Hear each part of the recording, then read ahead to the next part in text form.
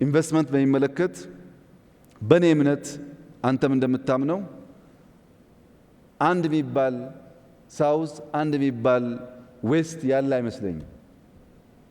አንድ የሚባል ሳውዝ እና ዌስት ብቻ ሳይሆን አንድ የሚባል ኤክስ ሀገር ያለ አይመስለኝም።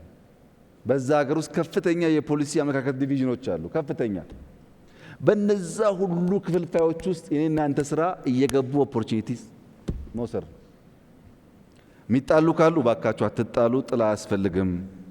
ከተጣላችሁም ለቀይ ባህር መሆን አለበት። እንደዚሁ በባዶ አታርጉት ብለን እንመክራለን።